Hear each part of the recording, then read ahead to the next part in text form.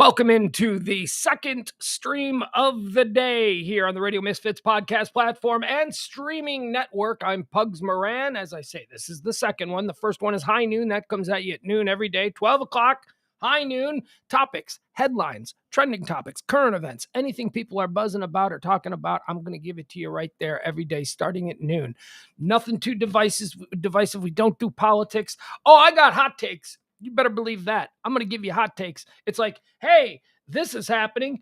Here's what it's about. Here's what I think. Boom, on to the next one. We don't spend too much time on any one issue. We just keep it moving. We keep it moving. It's fast. It's furious. But most of all, I hope you find it fun. This is the second stream that we do of the day. This one we call Pillow Talk. Pugs and Parker proudly present Pillow Talk on the Radio Misfits podcast platform. It's James Parker. Hi, James Parker. Hi, Pugs Moran. It's so good to be here again. I know. Can you tell I'm pushing? Can you tell I'm pushing right now that I'm kind of overhyping?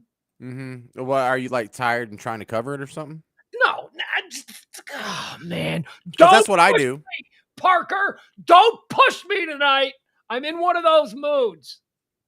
Well, that sounds promising. Can I just tell you?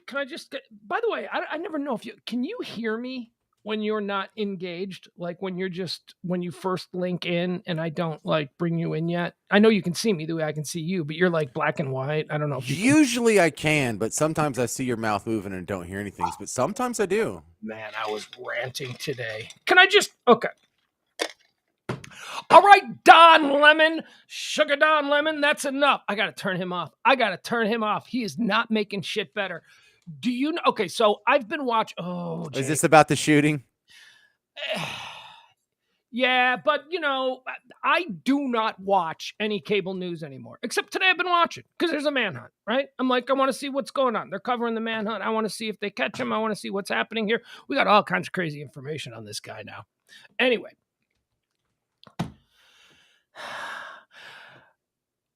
I want to kick Jake Tapper in the nuts. That's what I want to do. I just want to. What's your problem with Jake? Oh, he's the worst.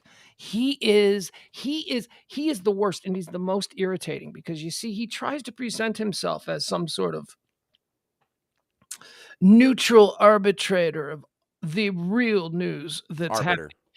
What did I say? You said arbitrator. Arbitration. That's what you would say. Yeah, arbiter.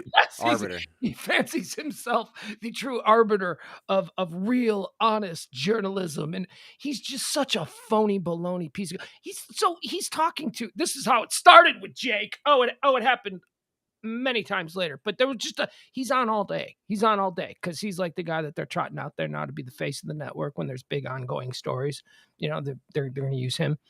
But he's in Lviv. He's over there in Ukraine. Oh, so, he's not even in New York. So he's trying to cover the story, but also he's been working all day and all night filing actual Ukraine news stories. So it's like they want to be on the manhunt story in New York, but Jake's got to get his like bullshit Ukraine stories in there as well. And they're bullshit, and we'll get to that. But wow. So he's talking to the director of whatever the rapid transit system in New York is called, the New York Metropolitan Rapid Transit, whatever it is, And he's talking to that person, and quite literally, his first question, this is at like 3:00 this afternoon. His first question to this person is, don't you feel that you've dropped the ball? You allowed this man to just escape. Why did that happen? And what can you do in the future to stop this from happening, to keep the city? Like, he's talking about how you endangered the lives of this guy, this suit. This guy who probably went to some Ivy League school because he knows urban planning, and now he's running this system. It's his fault that during chaos and a smoke bomb going off and people running in a million different directions, and the few poor New York City cops who are forced to stand there and try and herd these people on a good day are suddenly overwhelmed. It's this dude in the suit's fault, according to Jake Tapper, that this dude was able to slip out. He got away. Well, yeah, I could totally see that happening in the chaos of what was going on. Totally understandable. And he's like, well, can't we put in, do you have any plans for the future to stop this?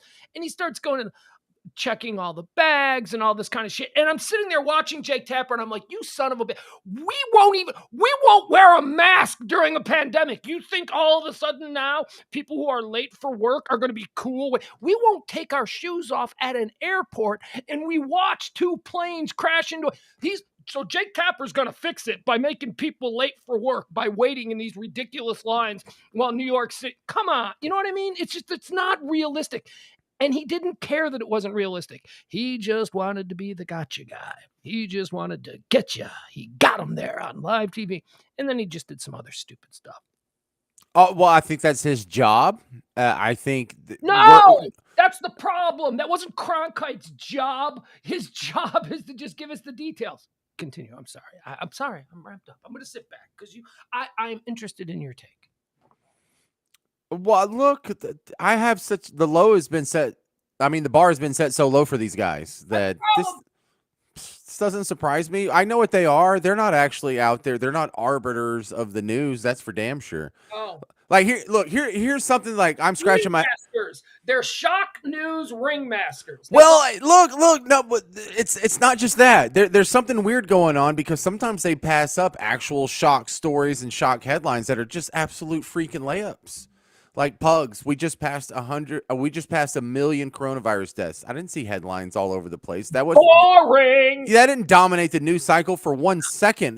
Dude, I had to hear about all these other milestones. This milestone doesn't matter.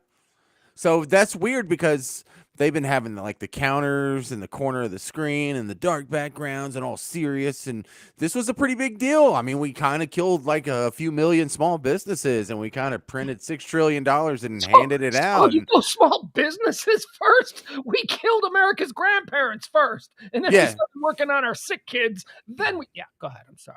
Anyway, it was kind of a big. I remember this kind of being a big deal. I think we still have like 30% of the children in this country are going to school with masks on because of this thing, but they don't cover the millionth death. I find that a weird oversight.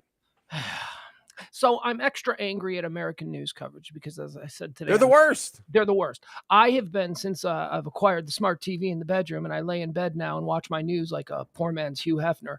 I've been watching Silk Robe. Nude. I've been watching for a good month now. Sky News, BBC, and Francois. Is it the Sky News in Australia? Nah, Sky News is England. It's out of England. Yeah, there's a Sky News in Australia, but they're totally different. They're like Fox News. Yeah, no, that's this. So all I've been watching from them. Oh my God! Now I got the hiccups. That works good on radio. Really fascinating coverage of the Ukraine war. What they're doing, what the BBC is doing, is they're talking constantly to like military experts. They're talking about troop movements. They're talking about where they're anticipating the Russians to come. They're going to now start to fight in the woods in the east. And they, for weeks now, they've been talking about how this is probably going to be a problem for the Ukrainians because the Russians play good defense and they're dug in now and they have all the equipment. So they're talking about strategic, important stuff about this war. Boring shit, that people watching CNN, Fox News, and MSNBC ain't going to sit for. So today I end up watching CNN because of the manhunt. And Jake's got to get his Ukraine news stories in. You know what Jake did? Jake spent a half hour on a story that he worked on out of the Ukraine. James, about a young mother who was just trying to catch a train to Poland. And she was hit by one of the... And I'm like, what the fuck are you doing, Jake? I'm sorry, it's a sad story, and it's really important news to the kids of that young mother and maybe the people who know and loved her, but that is not news. That is grotesque exploitation of one innocent person's troubles. Small insert, and then let me let you continue. Sometimes, I think you just did this, and you just did this, you spot what people specifically put together to submit for an award.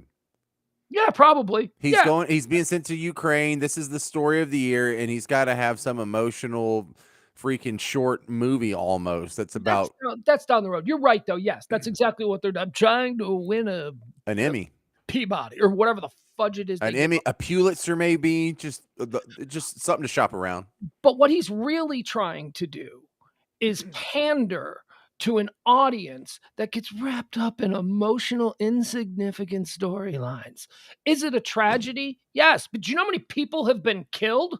You know, a lot. Are we going to cover everybody that's been killed? The story isn't that this mother who was just trying to catch a train to Poland died. That's not the story. The story is that thousands have died, not this one. And it's a manipulation, and it's all he was doing. He was just like, we're going to take a Well, break no, Pugs, actually, coverage so that I can show you something that we put together. I'm like, oh, stop it.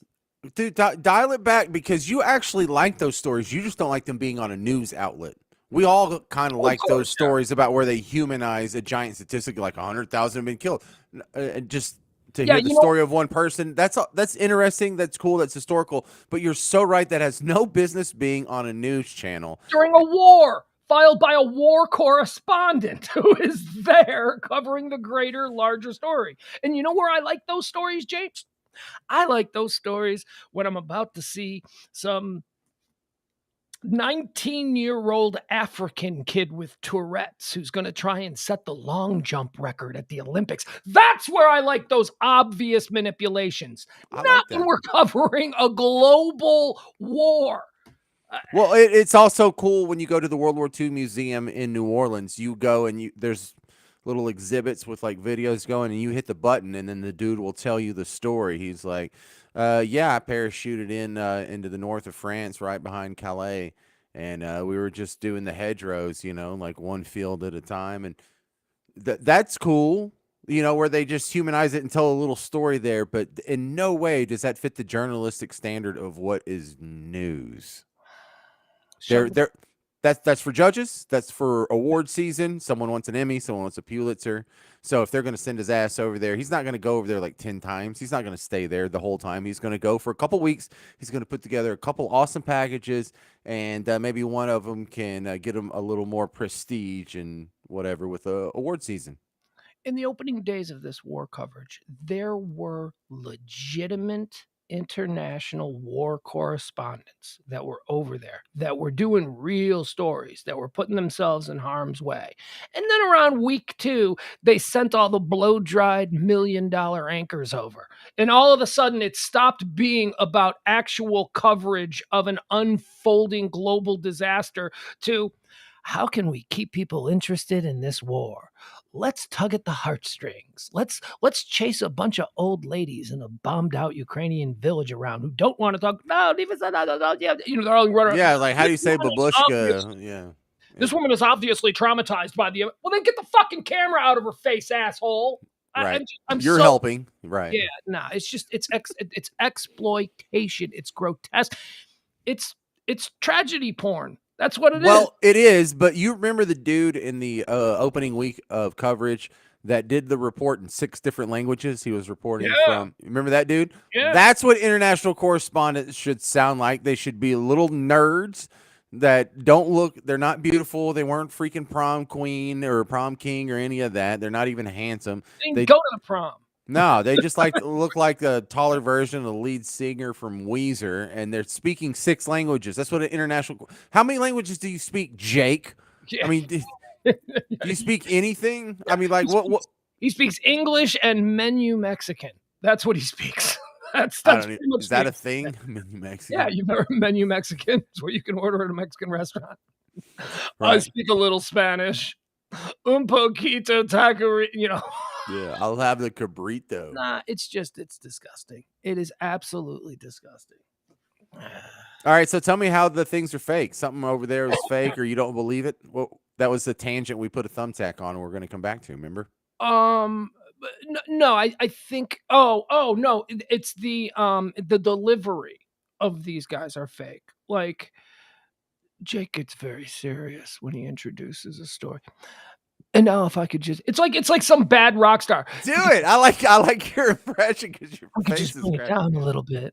I got something I want to say about what's happening in Ukraine. It's like that whole thing. No, he goes, and now turning to a sad story. Oh, are you telling me it's going to be sad? Ooh, I'm a moron who just wants to be emotionally. I want to be your emotional puppet, Jake. Please give it to me. And he just gets up. So, and the other thing that just pissed me off just before we signed on is that Jake threw it to Don Lemon, who was in the studio. Don Lemon's in the studio, and Don Lemon goes, like, Don Lemon was obviously not thinking, because Don Lemon's a huge freaking fraud. This guy is like a dude that wanted to be an actor and couldn't get jobs, so he decided he was just going to be on TV news, because that's, that's the same Look, thing. one thing I've learned from working in The TV same. news, the people in TV news are just theater kids. Yes, Yeah. most of them, absolutely, yes. Yeah, and they're not pretty enough to actually be actors or actresses, so this is close. There are a few who are legitimate journalists, but those are few and far between. Few and far between these days. So Don Lemon gets it from Jake, and he starts out with his normal Don Lemon. All right, thank you, Jake. CNN Tonight. I am Don Lemon. He's got this whole perky thing, and then he realizes he has to go into the serious story about the manhunt. So he like downshifts, like in mid. Thank you, Jake. Jake Tapper live and live. We are doing continuing coverage here on CNN Tonight. Welcome. I am Don Lemon. And serious note, there is a manhunt going. And I'm like, oh, you disingenuous piece of garbage. You got caught up in your own fraudulent presentation and then realized that you had the wrong tone for what you were trying to do. You were trying to manipulate us with the seriousness of what's happening. I hate Don Lemon. I hate him. You know why I hate him, James? Because I refuse to take him serious after the way he behaves on New Year's Eve. Have you ever seen Don Lemon on New Year's Eve? Yeah, but he's also one of the guys that fell for the Jussie thing, and it was like, come on, dude, come on. Yeah. No, he didn't fall for it. He made a conscious decision that this would be the good side for him to be on as the great black hope of the liberal media. That's what he decided. And then it blew up in his stupid face because it was so unbelievable, but he's too dumb to recognize how unbelievable it was. See, I see these people like Rachel Maddow and Don Lemon. Dude, these are people that you and I would be friends with if we had to work with them. Not Don Lemon. Rachel Maddow. I love Rachel Maddow. Yeah, I think she's listen, a little over the top, but she's brilliant. Haven't you worked down the hall from just 1,000 eccentric people of all kinds of extremities? Dick Connor. Love him. Yeah, dude. Very smart, eccentric, But we're theater kids too, and we like these people. These are our people. And I think you just are actually, your knives are extra sharp tonight because the Venn diagram overlaps so much between what we do and what he does and who we are and who he is. And it's not that different. I mean, these people, either they're going to be your friends or your enemies, but you got to work with them. And we are always going to encounter people like this throughout our careers constantly. Yeah. Yeah. Oh, I mean, it interrupted my dinner too. I'm upset that it interrupted my dinner. Want to see my dinner? Look at that. That probably looks disgusting, doesn't it? What is that? Is that like a cabana bowl? That is, here's what we got here. We got scrambled eggs. We got some corned beef, some chopped, diced corned beef in the scrambled eggs, 100 calories in the corned beef. We've got some spinach. We've got some bell peppers. We've got some mushrooms. We've got some garlic. We've got some onions. We've got some, did I say spinach? Yeah, we got spinach. And some salsa and some fresh, non-cooked jalapenos. I like the raw jalapeno sprinkled on top. So this is like chilaquiles. It's like a crazy scrambled egg bowl of like just absolute deliciousness. It's good. And I was eating it, because I was yelling at the TV all night long. I was just yelling at Jake Tapper, and I'm like, oh shit, I got to eat before I go on the air. And I forgot to eat something. So here we are. Anyway, we got a lot to talk about. I want to talk about the Subway thing. You got any information on the Subway thing? I'm a little behind on it. I know it broke this morning, and I'm not a big fan of covering like tragedies as they happen. Oh, that's my jam. Well, good. I know, but this is where almost all of my embarrassing moments come from when I go back and look at the tape that is my broadcast record. This is where I make mistakes. This is where I make predictions that turn out to be wrong. Yeah, It's a moment where I fail the most in these situations. So I like to just wait at least 24 hours, do a little more reading, and then even kind of soft pedal it then. The difference between you and me in these moments is that you care about your credibility, whereas I don't. I'm just emotionally look, I just complained about Jake Tapper. I'm not a journalist. I'm not on CNN. I am a human being who is reacting to the world around me. Yeah, we're not on the scene of a war front, like reporting the original first print of news. No, we're commenting on existing news. Should we do a monologue? Is it appropriate considering the circumstances of the horrible shooting? And of course we should. Come on. All right, there you go. That was, Oh, damn it! is it already over? Oh, it's over. That was a good monologue tonight, James. Thank you. I appreciate that. Please welcome to the Comedy Stage 1% compound covering us high top blah blah blah blah blah. James Jackson Parker. Jackson. I'm not trying. James Jackson. Thank you very much. Hey, good to be here. Hey, did you see this cruise ship in the Gulf of Mexico that rescued 5 Cubans? They were on a raft trying to make it to America. The migrants said they were grateful to be picked up, but the slot machines were a little tight. Thank you. That was very generous. According to Radar Online, Johnny Depp guzzles vodka like it's water these days.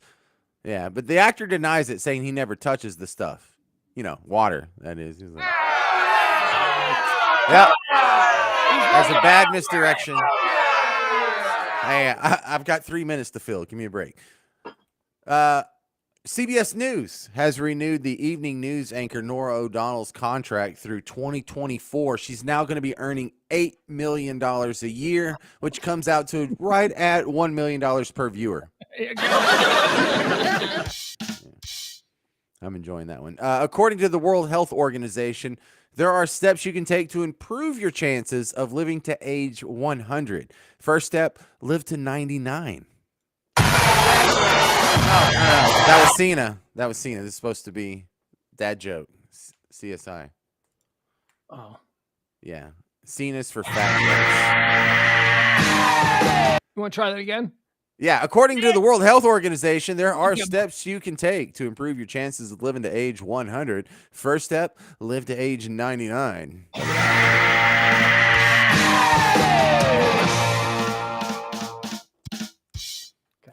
According to a new study, Viagra can permanently distort your vision, or as men call it, a small price to pay. No. Chick-fil-A is taking steps to shed their homophobic image. Did you see this, Pugs? They have a new sandwich. It's a chick on Chick-fil-A. Oh, you actually like that one? That's like finally a funny joke. I like that one. I didn't see it coming. It was a quick one too. Yeah, it was. Maybe the reason I'm doing so bad though is because we're still doing this side by side, and you didn't give me the floor. And I was trying to be cool about it, but I think it's ruining. Be a professional. Get through it. It's ruining everything. Tish Cyrus, she has filed for divorce from Billy Ray Cyrus, and there was more. Sorry. Tish Cyrus has filed for divorce from Billy Ray Cyrus. In court documents, she said for the past 2 years, they've even been living in separate trailers. Trash. Yeah, white trash is hilarious. April is Alcohol Awareness Month. New research shows that the average American spends $356 a year on beer, and pretty much makes me above average, Pugs, because I spent more than that on Saturday. And finally, pity laughs. Disney is making some changes to support their new woke agenda. For example, the rides now have signs to say you must identify as at least this tall. Hey, speaking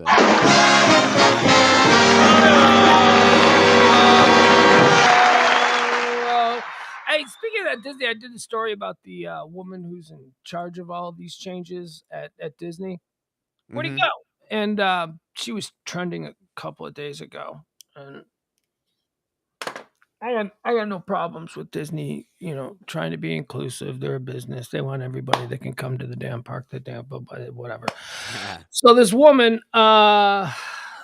this woman was talking about, her motivation for all this. She's like some president of, whatever, inclusion for Disney. James, she's got 3 kids. She's got 3 kids. No, she's got 2 kids, right? I thought she had 2. No, it's 3. 2 are trans and 1 is gay. One of them's a pansexual, which I think. That's right. Yeah, 1 is trans, 1 is gay, and the other one is a pansexual. That's what it was, because that's why she was trending. And Boy, she's hitting way above the average on that, you know? I Wow, mean, it's almost like they're faking. the adults are talking the kids into this. Somebody's not legit. Well, no, it's not. Adults are talking. Don't stop it. They What it is absolutely that are. there's no way that you have 3 kids and they check all those boxes. There's just no way. No, They're looking for absolutely not. attention. It's kids Absolutely, are like, yes. I'm trying to be interesting. Mom doesn't pay attention to these fucking kids because she's a president at Disney and probably is at the office 20 hours. You know what I mean? And so these kids are doing whatever they can to try and get. This is such you. Look, she's 3 kids. One of them's gay. Yeah, okay, that's fine. Totally believable. That's not too weird. You know, whatever. I mean, still, I think it's above the national average, but whatever. That's fine. No, but no. Yeah, 2 out of 3 is absolutely astronomical odds that are unbelievable. And you're right; they just want mom to pay attention to her because the mom doesn't have the same problem we have. For me, it's like, do I do some more work in the studio in my house on the same computer, sitting in the same chair, just Right. cranking out crap, or do I go play with my kids? But for her, it's like, do I do cocaine in the backstage with Bruno Mars, or do I go hang out with my ungrateful 14-year-old piece of garbage? All right. I don't know if that's the case. I'm Bruno just Mars has cocaine. He's been arrested for it. no, yeah, but she doesn't. And what you did was you linked her into that. All I'm saying is that she's an absentee mother because she It put her was career before her hypothetical. kids. I know, but it seemed unnecessary. Is all I'm trying to say here. But yeah, So look, I find it funny because his name is Peter Pan. So there's like Peter Pansexual. There's a joke there, but also Peter. That's like a euphemism for a ding dong. So it could be like removed Peter Pan or removed Peter Pansexual. Like, could you double up there? It just Hey, a bunch of your right-wing radio idiots were trying to push people to go to Dollywood instead. Did you see that Dolly Parton had to issue a statement saying, "Don't you come here if you're a bigot. We have been having a gay day." These people obviously don't know the first thing about Dolly Parton. Dolly Parton is a gay icon. The gays have been going to Dollywood, keeping that place afloat. Because really, well, and is it a real drag show if one of them been wearing a Dolly Parton wig? no, it's not. Right? Cher, I was Liza, Dolly, Streisand, those are like that's the Mount Rushmore. That is the most reoccurring, motif of drag shows that I've observed, and I've been to a lot. Been to a lot of drag shows. But she's like, fine, everybody's welcome here. Everybody's welcome here. You want to come here, that's fine. But don't bring bigoted attitudes because we love everybody. Dolly, God, when she dies, that's going to be a sad day. Speaking of, we lost a good one today, James. We lost a good one. Gilbert Godfrey, is that where you're going? Yeah, of course. So Gilbert Godfrey is amazing to me because he's the guy who just had one bit. He had one voice, he had one character, and he fucking rode that pony. And I remember there was a spell there where he said, "I'm going to stop doing the voice," and then he changed his mind and just did it the rest of his life. Have you ever heard him do his regular voice? What his normal speaking voice is?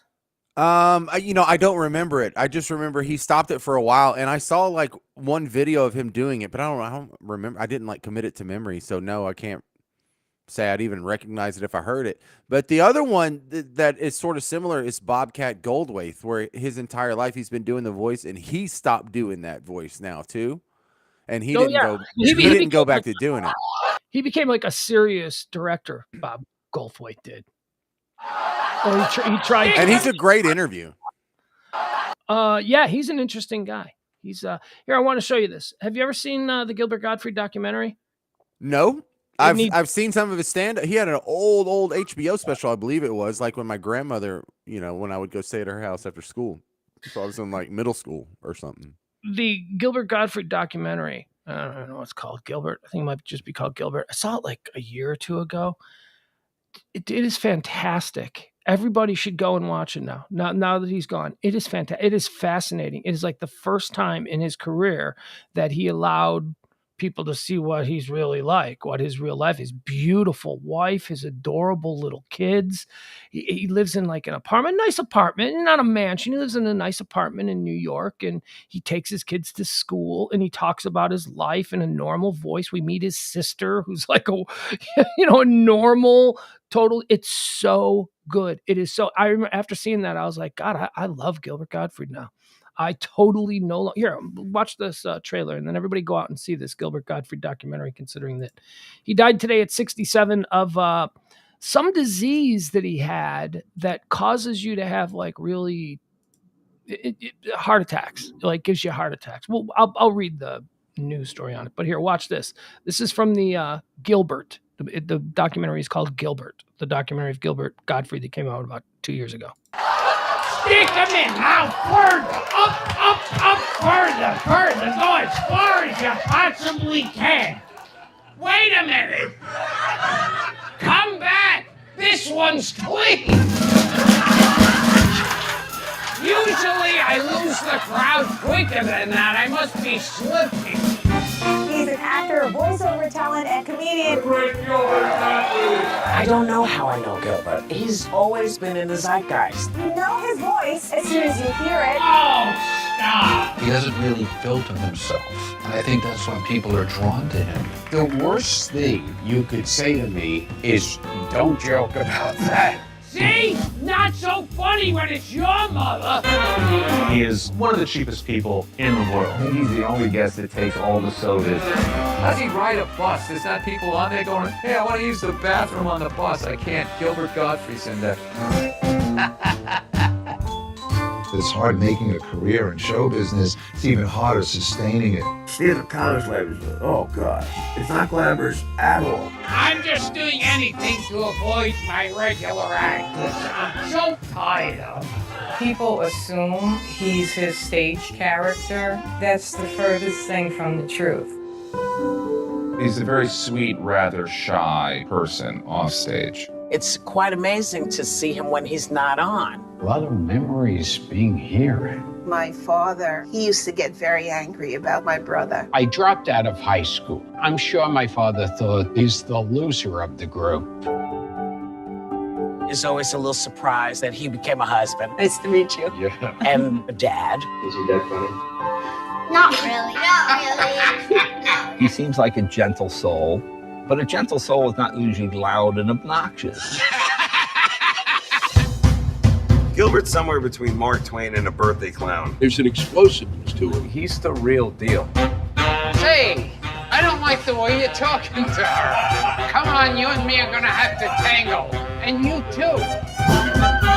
That's it. Remember, this is a family show. Yes, I know. That's the first thing you told me.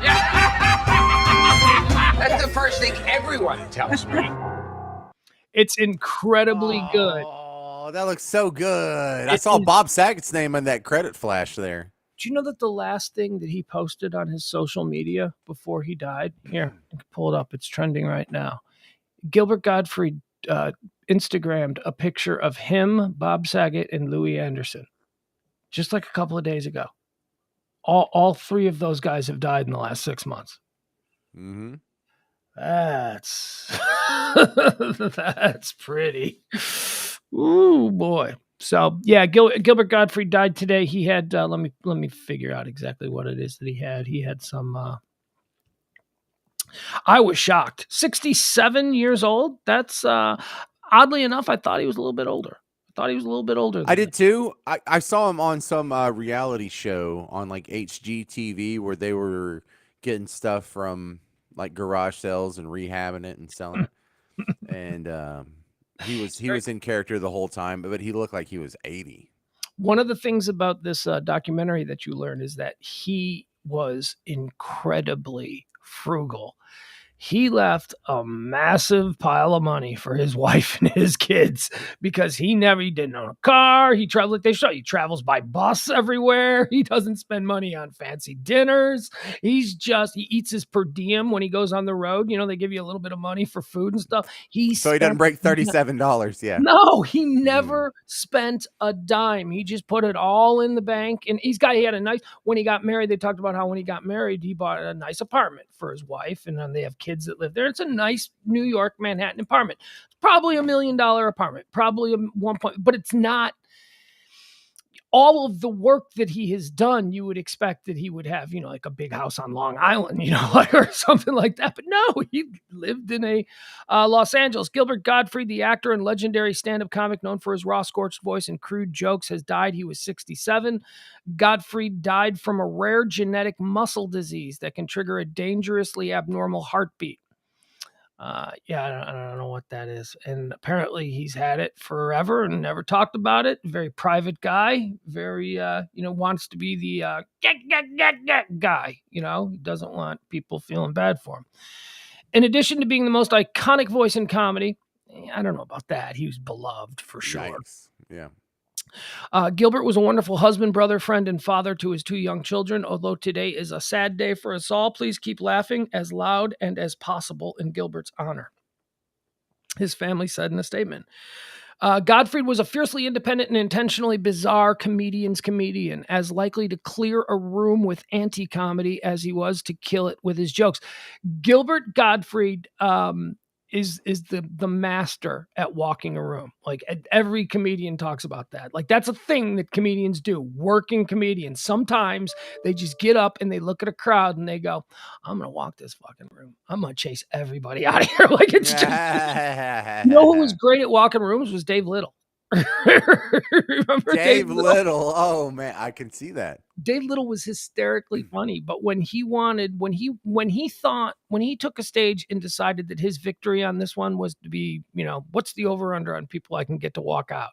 That's something that comedians do, especially the road warriors. They'd love to kill all the time, but sometimes they just look at a room and go, I ain't nothing anybody can do with this room. Let's push them all out the door. And then they get up and just are terrible.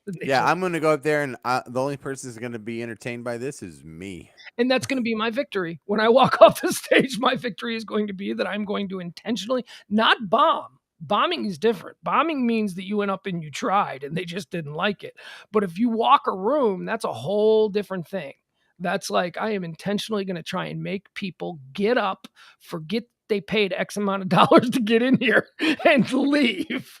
So Gilbert Godfrey is the guy that when Pixar or whoever it was in the animated film world discovered him, he seemed to be on every third Pixar release, like a Madagascar or a Rio or a something. James, he probably made $20 million doing voice work alone in his career. I mean, he is in every one of those as the silly parrot or what, you know what I mean? The dog. Exactly. And rightfully so. It's a very distinct voice. Yeah. Quote, now, the first comedian I saw who would go on and all the other comics would go in the room just to watch him was Gilbert Godfrey, stand-up comic Colin Quinn said on Twitter. He first came to national attention with frequent appearances on MTV in its early days and with a brief stint in the cast of Saturday Night Live. That's the first time I ever saw him, was on Saturday Night Live in the 1980s, and I hated him. I thought he was terrible. Gilbert Godfrey does not do sketch comedy. That's not where he thrived. And then I remember, you're probably too young, but he was very early on in MTV's history. He was one of the guys. It was Gilbert Gottfried. It was Dennis Miller. These were all unknown people who just did the promos for it. It would just be like them on a street doing something, and you'd be like, who's that crazy guy? And that's where I first kind of started to appreciate him. And then, of course, I mean, he's one of the greatest. The show to listen to tomorrow is Howard Stern. He's one of the greatest guests in the history of Howard Stern. He was hysterical on that show, and Howard loved him. So it's going to be interesting to see that. Anyway. So you ever think you should do a voice or I should do a voice? Because Bobcat Goldthwait, Gilbert Godfrey, Larry the Cable Guy is not Larry the Cable Guy, but he's that character everywhere he goes. Why aren't we just talking in character? Like, would this be a better show? Because I have characters I could do. I have people I could be.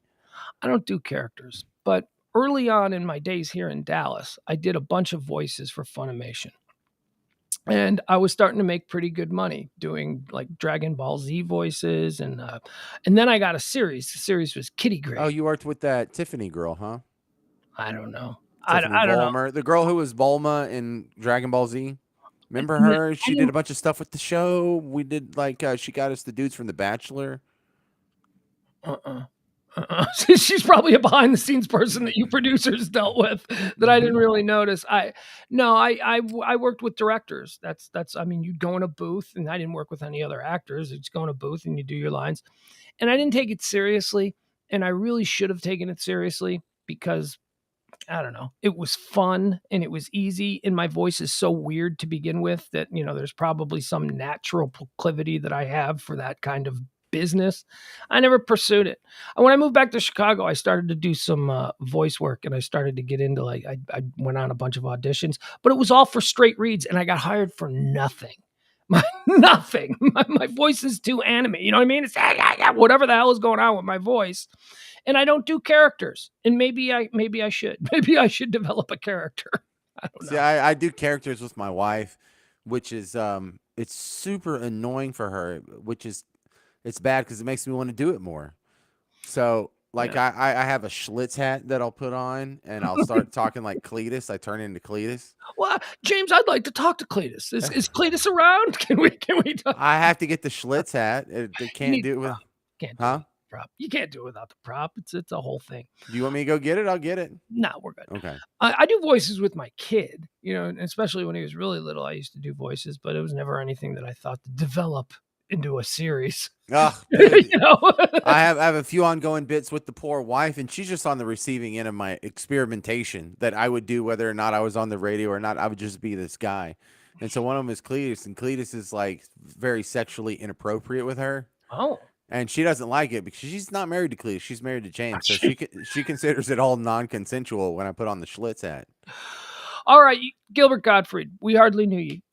You want to talk about this bombing thing? You want to go into the latest? Well, see, I want to talk about this bombing thing, but I got to warn you, I don't have a whole lot to add because I do not have the depth of knowledge you do, but you already know more about this than me. Maybe you will after I inform you as to what the latest is here. All right, so it happened at 7:30 in the morning our time. It was 8:30 in New York City this morning. A guy was on a train. And by the way, the whole story has basically changed since noon. I mean, this is why James doesn't like the in live time evolving story because I get all stuff wrong. All the stuff they thought, but you didn't get it wrong. You're not. I certainly did not. No, I don't put my neck out there. No, but neither did I. I didn't get it wrong just because I gave out the wrong information at noon. I didn't get it wrong. I was just reporting what other people are saying. I never made any claims that I went out there. Oh, look at that guy. Is that Cletus? Is that a character you're doing? Dude was on a train. This morning, it was said that he got on the train. It pulled into the station. He got on the train, and then he dropped a smoke bomb, put on a gas mask, and then started firing into the train. When the doors opened, it was all in one movement. Like it pulls into the station, the doors open, he got on, drops a smoke bomb, puts on a mask, starts firing at people, gets off, disappears into the crowd. That's how it was first told was. But that's not what happened. He was actually on the train and in the middle of the tube while it was racing to the next station. That's when this man put on the gas mask in front of everybody and then dropped a smoke bomb and then started firing into the crowd. And as it pulled into the station, the doors opened and he got out and walked away and everybody ran out and there was pandemonium and craziness and people were shot on the train and had to wait for the train to pull into the next station. People tried to escape the car that this was happening on, but the doors were locked in between the cars.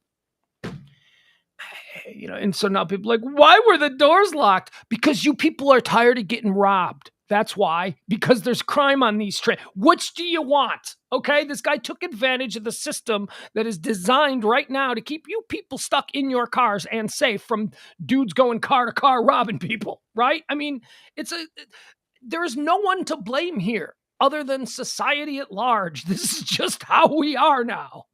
If you had the doors unlocked like they did for years and years, and we see the movies where people are able to move between cars as it's running, that's when dudes would just go car to car and rob people. And you all went, why are people allowed to do that? So they locked the cars. So now when a dude is in the car and you're trying to get out, you can't get out. You can't have it both ways. This is just the world we live in. New York Police Department, they've identified the guy. They know he is. He's still out there. He's been on the FBI radar for a long time. He's New York Police. Here, I'll read it to you. Okay, so we'll go into this. You stop me if you have some questions. New York Police Department identifies person of interest in New York City subway shooting and reveals he's made concerning posts on social media. Well, don't we all? I'm so concerned about his post. Cops say the 62-year-old rented the U-Haul connected to the attack. His name is Frank James. He is a 62-year-old, 5'5" black man who is from New Mexico. He doesn't like homeless people, and he rants on social media about homeless people. So they're thinking that has something to do with it. A couple of days ago, he leaves New Mexico, and he drives to Philadelphia, where he rents a U-Haul. He gets the U-Haul from Philadelphia, not sure what he's doing with the U-Haul, and then drives the U-Haul into Brooklyn, where he perpetrates this crime. They found the U-Haul like a block from the station. No sign of him. Here's the story. They've released a photo of the. Should we see what he looks like? Yeah, show you what he looks like. Let me tell you, he looks like trouble. He's a black New Mexican. Yeah, but he just looks like trouble. He doesn't like homeless people. He looks like every homeless guy I've ever seen. He just does. Wow, that is entirely bigoted of you. I'm so disappointed. Why is it bigoted? I don't care, dude. No, explain to me, because we do that a lot now. We just throw these things out, and I don't know why. Dude, I don't think that. But here we go. I know you don't. All right, so here, this is him. Boom, there he is. Look at him. Look at him. Look at the nice picture of him right here. I don't know. He's some kind of bitter, angry. The system has failed him. He's angry at America or whatever the hell he is. Who knows? He doesn't like homeless. He's a crazy person. Well, I don't stop with all of these things. He's just a fucking crazy guy. Well, Pugs, you and I have been oppressing him his entire life, and we've had it coming. And this is just what we get for perpetuating a system that is built on systemic racism. No, he's not. He's not a racist. See, I know you've already getting your notes together for your right-wing radio tomorrow. No, he was going after homeless people. He wasn't like some black radical who was, we don't know, but it doesn't appear that he was. Oh, that's all I saw about him was that he's a black radical. Well, but that's because all you watch is OAN or whatever the hell it is that you watch. Right. Of course. We tease because we love each other. Right. We know Mr. James rented the U-Haul truck in Philadelphia. It's a different James. Yeah. No. Tired of these people messing up my name. This is Frank James, 62. Thanks, Frank. Described as someone that they want to speak to. They can't find him. Keechan Sewell, the New York Police Department chief, said they recovered from the scene a 9mm semi-automatic handgun, extended magazines, a hatchet, gasoline, consumer-grade fireworks, and a hobby fuse. You want to know how they found the U-Haul? Because the streets of New York are filled with U-Hauls. People are always moving. You want to know how they found it? How? Because this dumbass dropped his credit card. Dumbass dropped his credit card. They ran the credit card. They saw that it had recently rented a U-Haul in Philadelphia. They put on an APB on the U-Hauls in the immediate area, and they found it. And inside the U-Haul, they found all kinds of stupid shit that link them to this guy. So they don't have this guy in custody? No, they have no. Well, how far can he get? He's like I said. All he's got to do is. All he's got to do is how he doesn't seem to have any wheels. He drove there in a U-Haul, and they found the U-Haul. He's in the area. He's like I said, he set out supposedly, according to his social media posts, to kill homeless people. Ironically, now all he's got to do is throw on like an army jacket and sit outside some store, and people will just think, hey, let's ignore him. They won't find him. He'll just blend in with the homeless population. This person of interest in today's subway shooting in Brooklyn has made past comments about homeless people in New York City out of an abundance of caution. They are beefing up security. The official said James has addresses in Philadelphia and Wisconsin, and they are still investigating whether he has ties to New York, although they believe he came to New York from New Mexico. Frank James is the person of interest. That's who we're looking at. There's a $50,000 reward for information leading to his arrest. Let's see what else. No arrests have been made as of right now.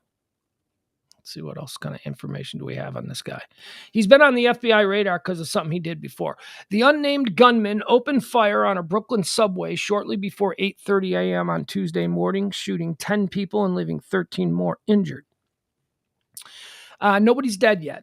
There are 5 people in critical condition. Originally, they said that nobody had life-threatening injuries, but now a few hours later, it's like, no, that's not true. There are some people in critical. Federal law enforcement source told Newsweek The suspect was previously known to the FBI, having been entered into the Guardian Lead system in New Mexico. The system is the FBI's way of coordinating information from other law enforcement partners about potential terrorism-related threats and suspicious activity. He was cleared of any wrongdoing by the FBI after multiple interviews in 2019. I mean, you can't be psychic, but, you know. You know. Well, can I insert some questions already? Yeah, please hit me. Okay. I'll try and answer them as best as I can. So what's with the smoke bomb and the gas mask? Like, does he have some sort of background in this, some sort of training in this? Why would he think that would be an asset, or was that part of the sort of ninja effect of blending in and part of the getaway plan? Like, that's exactly what they think. It was, okay, it was all about the getaway. So does he have some sort of training in this? Because most people aren't that smart about it. Nothing that it says here. They don't. It's not like they have a whole lot of information. Is he a veteran? I don't know. Is he copying?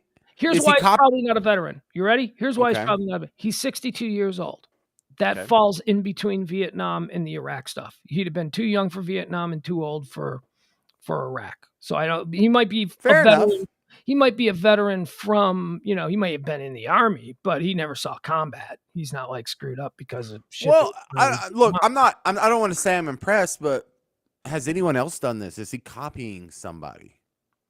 Yeah, no, not that I know of. And because it worked. So how did he know this would work? Where did he get this idea? Did he think of this on his own? Hey, I'll do the gas mask and smoke bomb. Here's the problem. It shouldn't have worked. There are 600 cameras in this particular area that should have tracked him coming in, going, approaching, parking the U-Haul, all of that. James, would it surprise you to learn that none of them cameras were working? None of them. Not one of them. Not one. And now New York Metropolitan, whatever, are trying to figure out why none of the cameras were working. One person suggested that he may have some skills. He may have done something to disable all the cameras.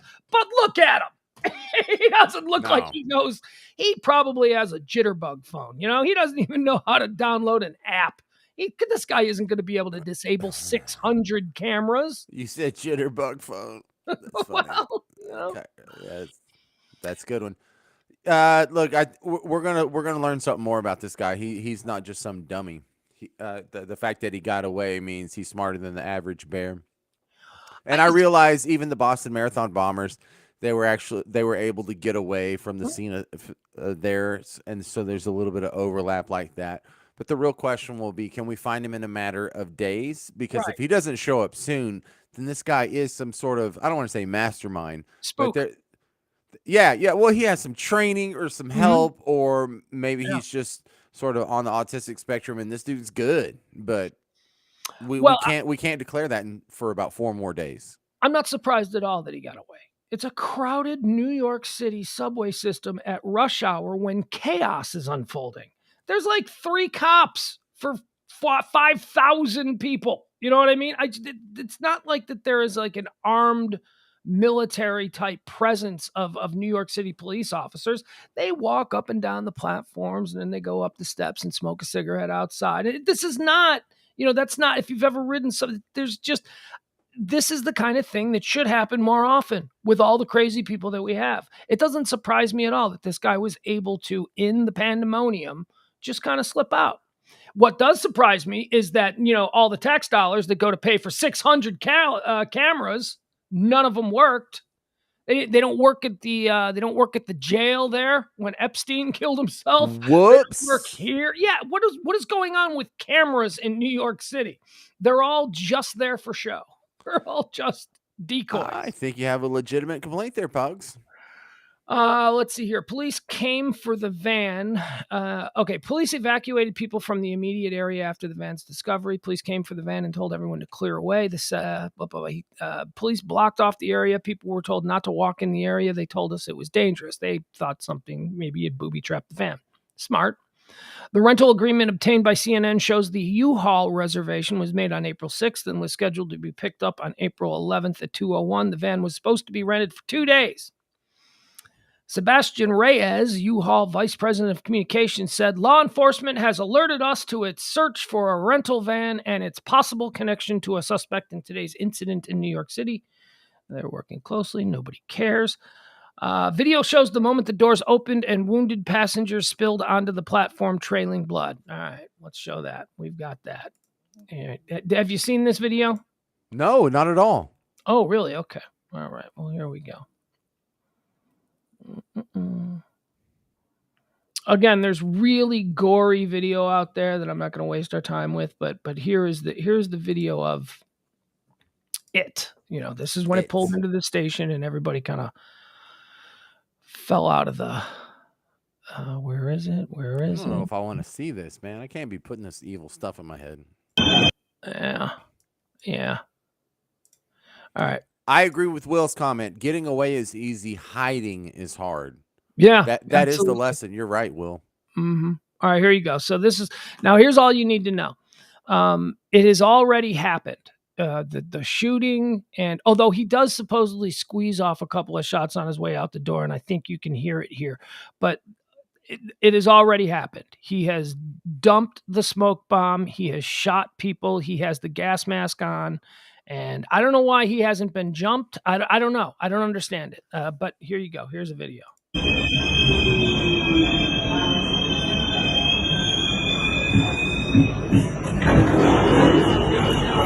All right, see the smoke in this car here?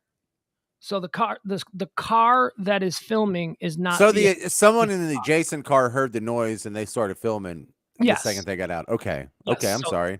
So this car here, the guy who's filming is not in the car where it took place. This car. So they're at 36th Street and 4th Avenue. That's like Midtown Sunset Manhattan, Park. Right? No, it's Sunset Park in Brooklyn. It's the Chinatown area of Brooklyn. Okay, so there's another 36th and 4th.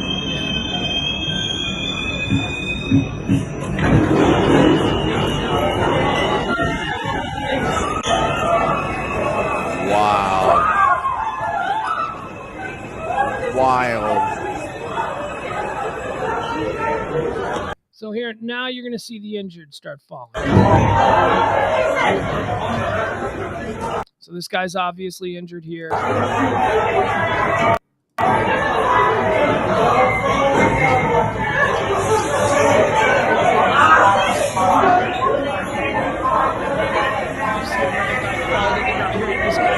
Shot in the leg, yeah. You know, they don't know what this gas is. They don't know if this is sarin gas. They don't know. You know what I mean? I mean, this is a really. Is it a thing? Is it something besides just smoke? No. Yeah, it was just a smoke grenade. At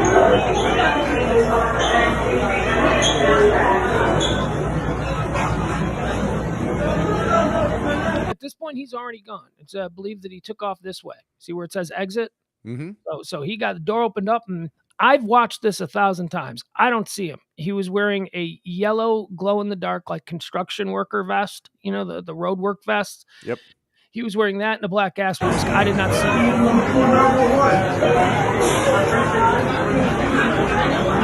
him. There's also there's like a dozen people on the train who did not get out, who are laying there shot and all that. These are just like 6 dead though, right? No, nobody is dead yet. That's the amazing thing. Yet, I say that. What a terrible way to put it. 5 people are in critical condition. Something like 29 people have been taken to the hospital, 5 in critical condition, the rest with non-life-threatening injuries. Look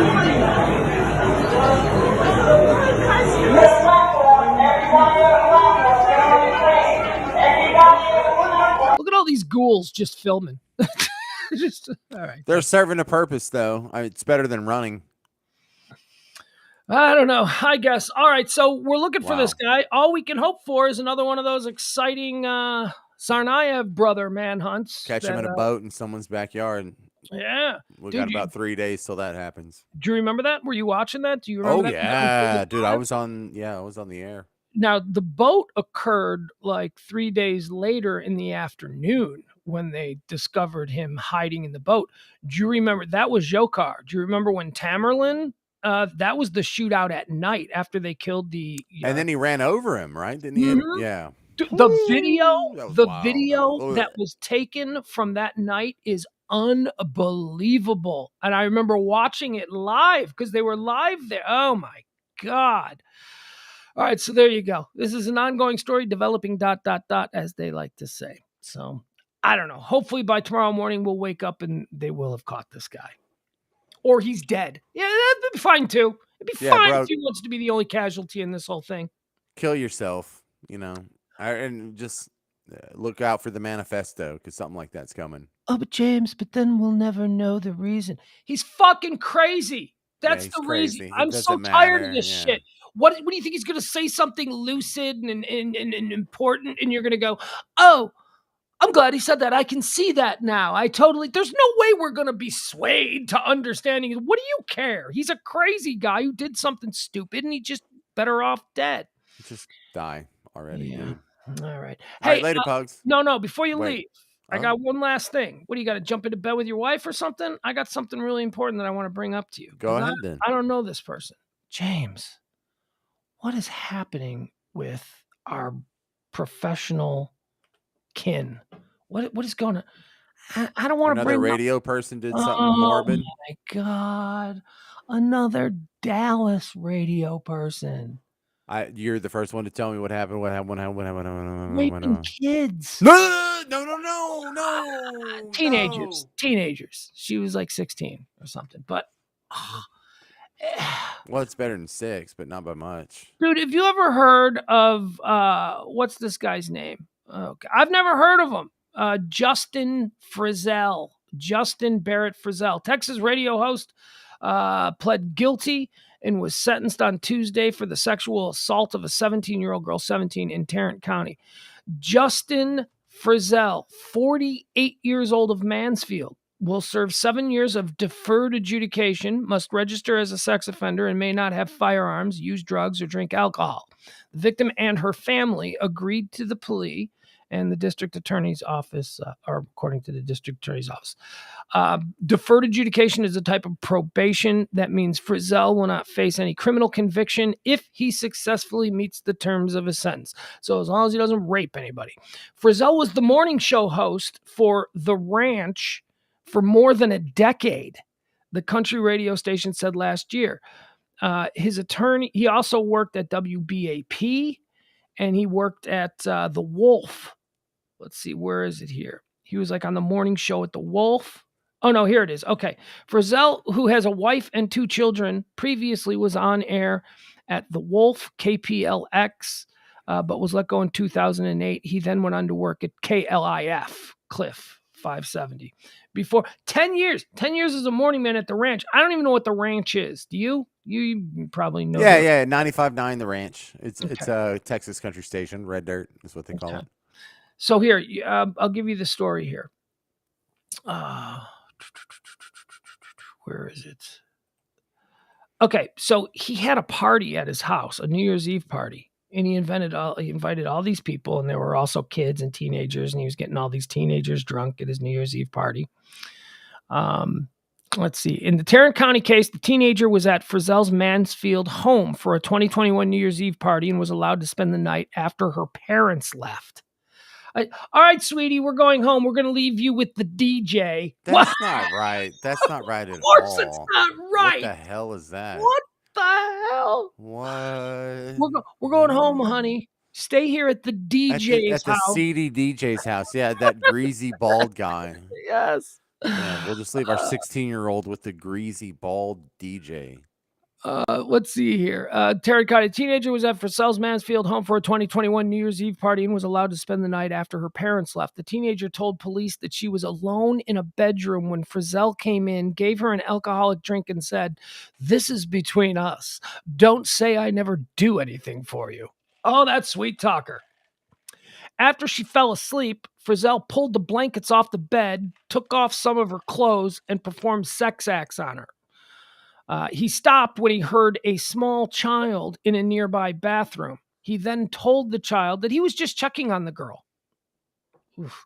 A warrant was later issued after investigators interviewed witnesses and received hospital exam results that showed male DNA evidence was collected on the teen. Frizzell, who has a wife and 2 children, previously was on the air, and it goes on to say this. The second case was in Denton County. This is a girl who told a sheriff's deputy that in December of 2020. There's another? Oh, yeah. Oh, yeah. This guy's a serial Now rapist. it's unquestionably bad. In December of 2020, she was at an event, one of them radio events, at the Lucky Spur Ranch Retreat in Justin, according to court At records. Duke's Roadhouse in Addison. Yeah, dodgeball events. Social media posts showed Frizzell hosted a backroads convention with a country musician at the venue that night.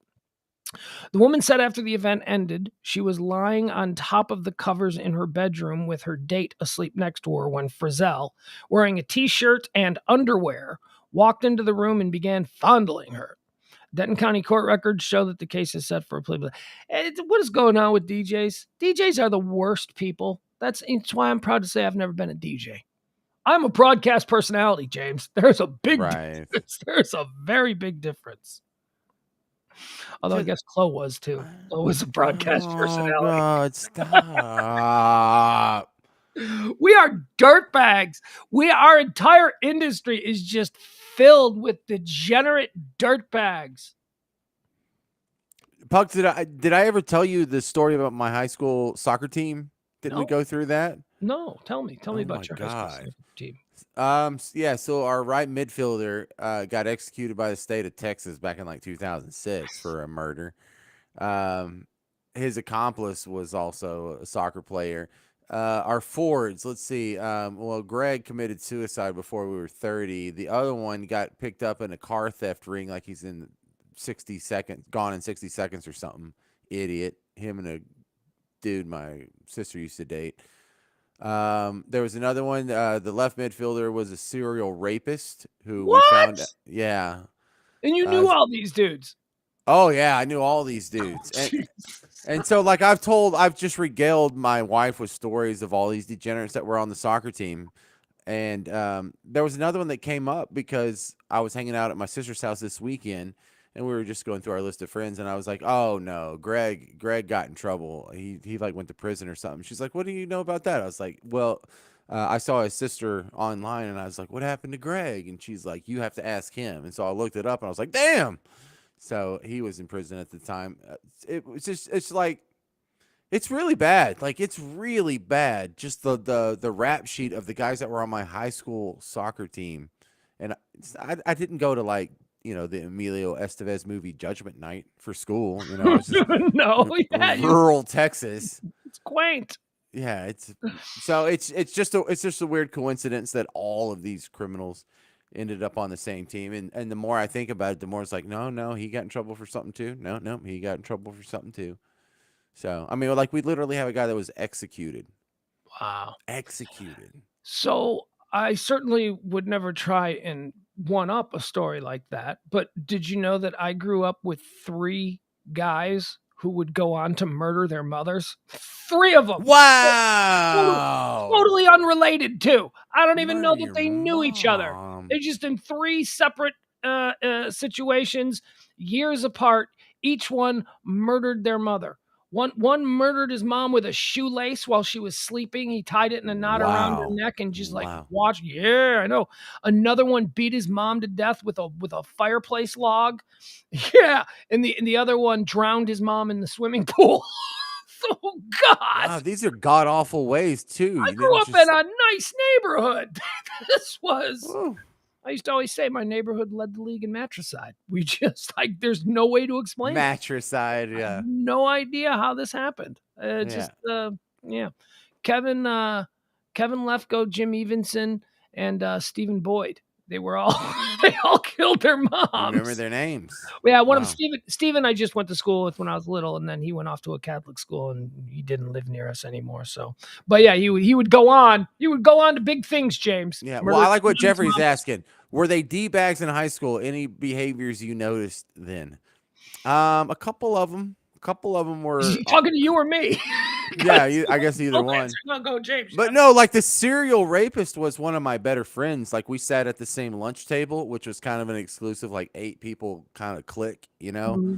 And like he even spent the night in my house. My parents loved him. When I went off to college, he was working as a waiter at Chili's, and my parents would ask to sit in his section. Like And he what was he? Was he the one that was executed? No. He was the serial rapist. He's still in prison now. He's not going to get out for a while. Do you know anyone he raped? Like, did he rape town girls, or was this later when he got out in the world? No, dude. I did. Me and my friends that sat at the lunch table, we all did a ridiculous amount of research and shared it with each other. And there was one day he raped a lady on a Sunday, and then he came the next day to school and sat at the lunch table with us. And we're like, "What'd you do this weekend?" Oh, wait. So he was raping in real time that he was sitting at your lunch table. Yes. Oh, Yes. And he was in our tight circle of friends. Like and lunch table is kind of a sacred thing in a small town school, like that's who you're defined, by your lunch table, basically. Yeah. And so I wasn't at the cool kids' lunch table. I went to the rich kids' lunch table, although we didn't really have rich kids. We just had relatively rich kids. No one was a millionaire. But somebody ran the town. There was some family whose every small in town Tyler, but not in Chapel Hill. Not in anyway.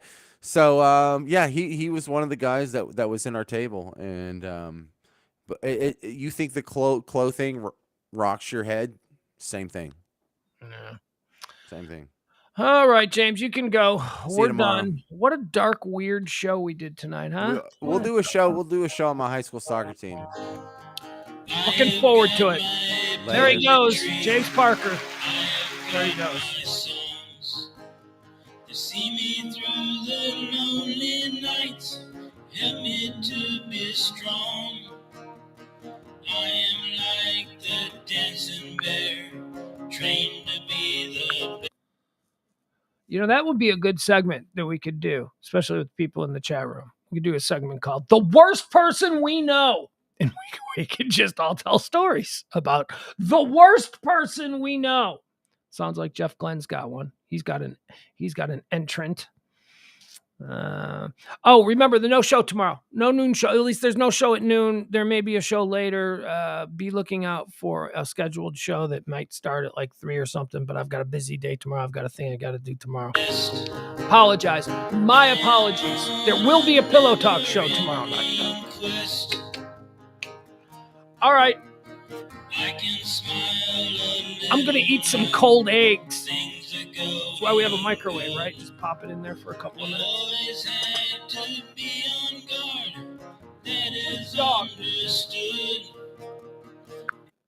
The dog has been laying out here all night because the eggs. She stays close to the eggs just in case anything should fall on the floor. Did she give up? CeeLo. Oh, yeah, here she comes. All right. Hi, buddy. Did you give up on the eggs? Oh, you gonna come say hi? Yeah, you don't want it. It's okay, baby. Say hi to everybody. Say hi. Where you been hiding? Come on up. Come on. Oh, nope, she went under. That's not good. Don't go under. Oh, that's broken now. All right. And on that note, that is all I need. I don't need no 401. I don't have that greed. Down the road I'll travel, far from the comfort nest. Oh, now it's tilted. I'm on a never-ending quest. Tomorrow is That'll have to do. another day. All right. The best is yet to come. I have found a different way. All right, we'll talk tomorrow night on Pillow Talk for sure. Maybe there'll be a show tomorrow afternoon. We will see. That dog has seen things, Will. You're absolutely right. She has seen some things.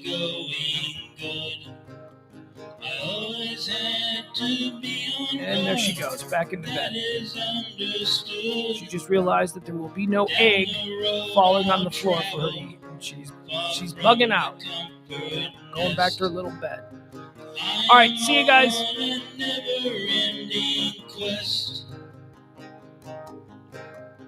I am on a never-ending quest.